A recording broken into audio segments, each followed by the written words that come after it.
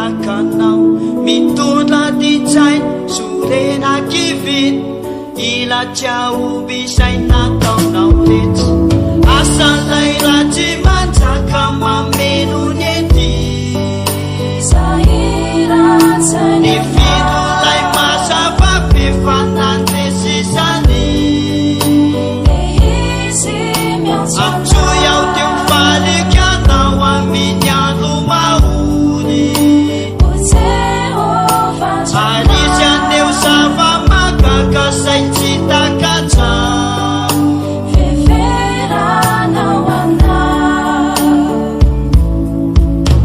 fa mitombo be misandrahaka le milasa pahita sy mpisandoka ireo mpanonofo milaza mavita fa ny olanao vao may mitombo atsara